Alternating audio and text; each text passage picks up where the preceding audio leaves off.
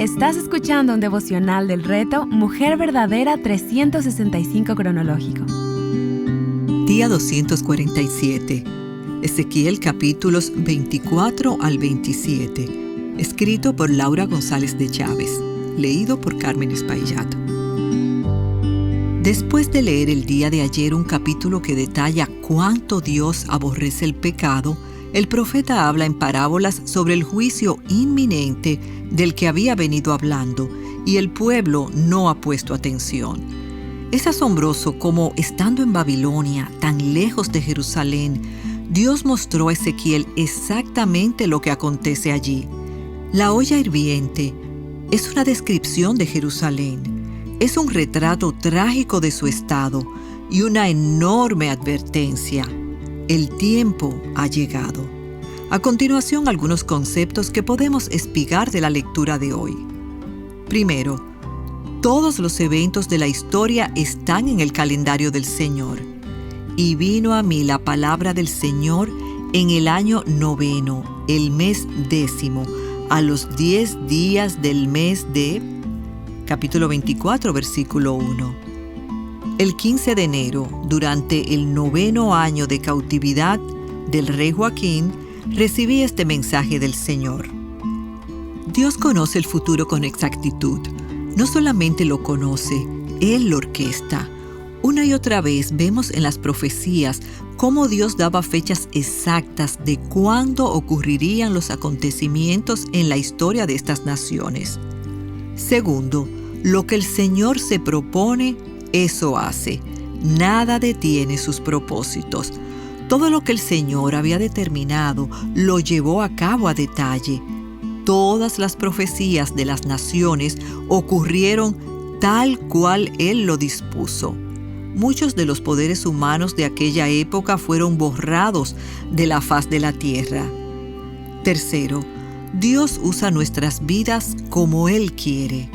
Dentro de las múltiples ilustraciones que Dios ordenó a Ezequiel a llevar a cabo para mostrar al pueblo lo que le esperaba, una incluía la muerte repentina del encanto de sus ojos. Capítulo 24, versículo 16. Ezequiel debió haber estado muy dolido con la muerte de su esposa. Humanamente pensaríamos que Dios estaba siendo injusto o castigando a Ezequiel, quitándole a este siervo fiel la persona más querida. Sin embargo, él fue fiel en obedecer lo que Dios le pidió. Confió en que todo lo que Dios hace tiene un propósito mucho más allá de nuestra pequeña historia, y que él era un simple instrumento en las manos de Dios, y que solamente jugaba una pequeña parte en sus planes grandiosos en la historia. Muchas veces Dios llama a sus siervos al sacrificio o al sufrimiento. En ocasiones será como consecuencia de sus propias elecciones o consecuencias de vivir en un mundo caído, o simplemente porque, como en el caso de Ezequiel, de manera incomprensible para nosotros de este lado del cielo, Él quiere desplegar su gloria ante todos los que observan nuestro testimonio. A veces el ser sostenidos por Dios y permanecer gozosos en medio del sufrimiento es el mejor sermón que podríamos predicar. Ora que Dios te ayude a confiar totalmente en su bondad en todo tiempo y en toda circunstancia, recordando que para los que aman a Dios, todas las cosas cooperan para bien. Esto es, para los que son llamados conforme a su propósito. Romanos 8:28. Cuarto, Dios no se agrada cuando nos alegramos de las desgracias de nuestros enemigos. Los actos de Dios siempre revelan sus pensamientos, revelan su carácter. Por esto debemos poner atención a cómo Él obra. Como ya vimos, Él es soberano y es dueño de todo el universo. Por tanto, Él hace lo que le place. Dios castigó a su pueblo usando las naciones gentiles alrededor. Él les disciplinó por sus pecados, pero eran su pueblo y Él los amaba. Estas naciones, Amón, Moab, Edom, Filistea, Tiro, Sidón y Egipto, fueron juzgadas por el mismo Dios, quien tomó en cuenta su arrogancia y orgullo, la forma como se burlaron de Israel por no ayudar a su pueblo y por alegrarse de su destrucción y su caída. Dios lleva a cabo sus propósitos a través y a pesar del pecado de los hombres, pero cada uno dará cuenta a Él. Todos sabremos que Él es Dios. Quinto, Dios humilla al que se exalta. Hemos visto cómo Dios castigaría a las naciones que había usado para disciplinar a su pueblo, y hoy vemos la destrucción de 3 de ellas, Tiro, Sidón y Egipto. Esto lo vemos claramente en la narrativa de la historia de estas naciones, sobre todo con la historia de Tiro. Esta ciudad se había regocijado de la caída de Jerusalén, ya que esta última controlaba las rutas comerciales por tierra y su caída beneficiaría a Tiro.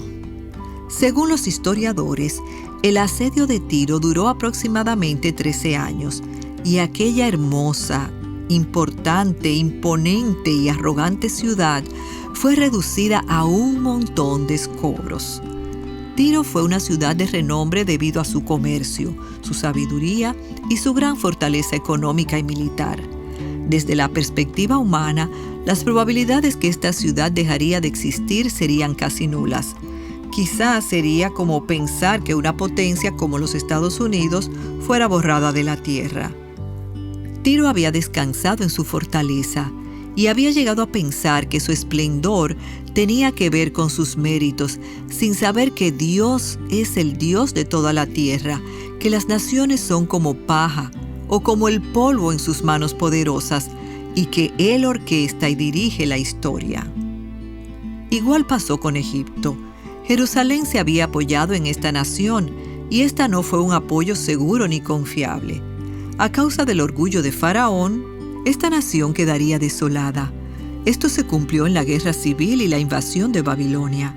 Esa nación nunca volvió a disfrutar de su antigua gloria.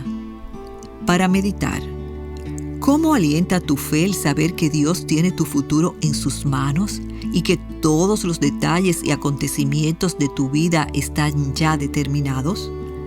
¿Alguna vez sientes temor de que alguna promesa de Dios deje de cumplirse en tu vida? No temas, sus promesas son sí y amén. Medita en el siguiente verso. Yo sé que tú puedes hacer todas las cosas y que ninguno de tus propósitos puede ser frustrado. Job capítulo 42, versículo 2. Cuando otros creyentes con los que no estás de acuerdo experimentan la disciplina de Dios, ¿cuál es tu actitud hacia ellos? ¿Los animas y oras por ellos? Recuerda, no te alegres en el día de tu hermano, en el día de su exterminio. No te alegres de los hijos de Judá en el día de su destrucción. Sí, no te jactes en el día de la angustia. Abdías 1:12. No te regocijes cuando caiga tu enemigo, y no se alegre tu corazón cuando tropiece, no sea que el Señor lo vea y le desagrade.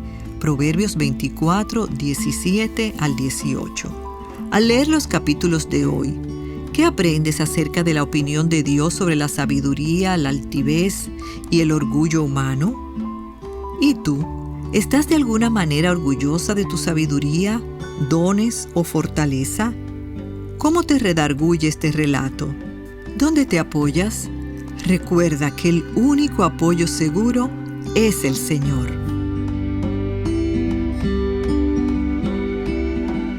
Para más contenido como este, visita avivanuestroscorazones.com.